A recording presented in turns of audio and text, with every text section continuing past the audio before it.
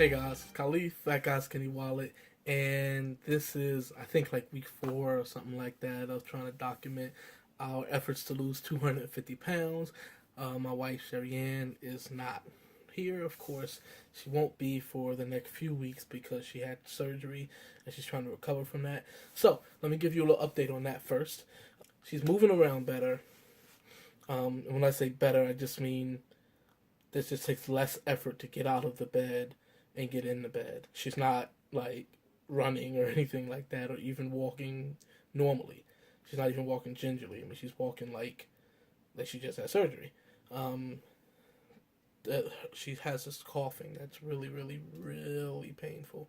And I'm actually recording this Sunday night instead of Saturday, which I normally do.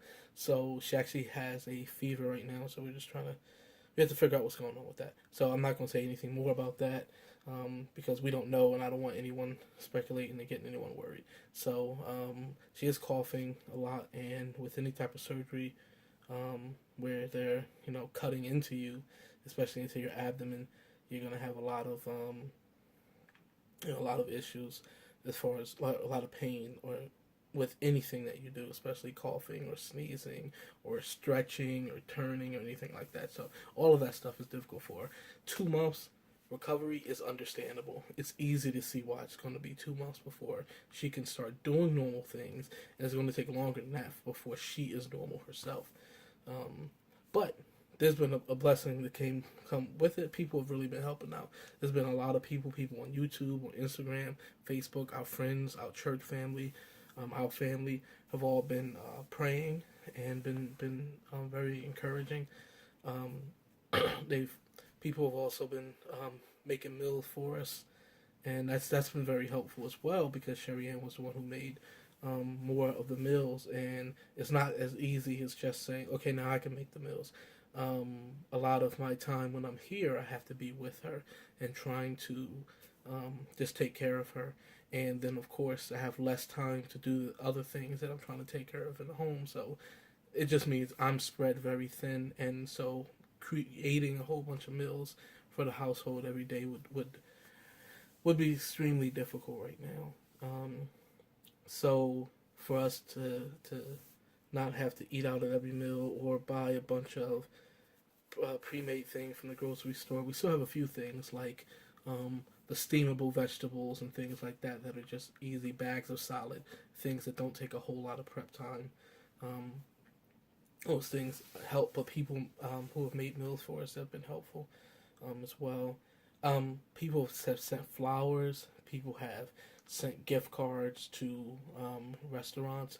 We even had a couple people go grocery shopping for us, and one of them just refused to let us pay her back for it. So I mean, it's been a big blessing to for people to step up, and we even have people who keep saying, "Hey, whatever you need, just let me know." And we know they mean it. They're not just saying it because they don't know what else to say and it's awkward. Like they mean it. So that's been really good.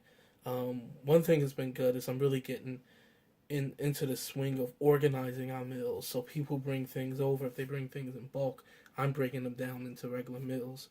Um, whether it be like lasagna or soup or anything like that. I just found out you could freeze liquids. I didn't know you could freeze mason jars. So I just really, oh man, it's on now. So anyway, I froze some soup that our sister made.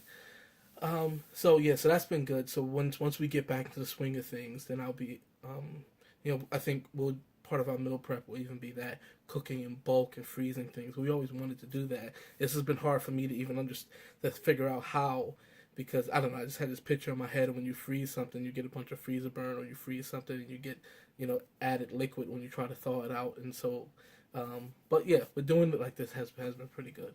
I'm working split days, so I'm going in to the office in the mornings and working from there. Then I'm working from home in the afternoon. So it's been a little bit of a challenge to do that because when I'm doing things at home that's cutting into the time I would be working, then I have to work a little later. So sometimes 7 to 8 o'clock at night I'm still working, just because I keep having to divide my attention.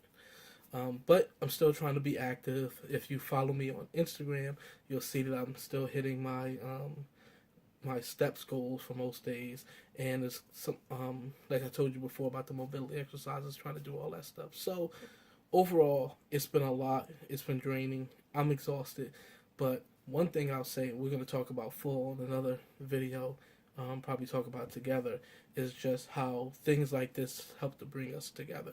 Um, I feel like there's a different level of intimacy that comes with having to care for someone physically like this.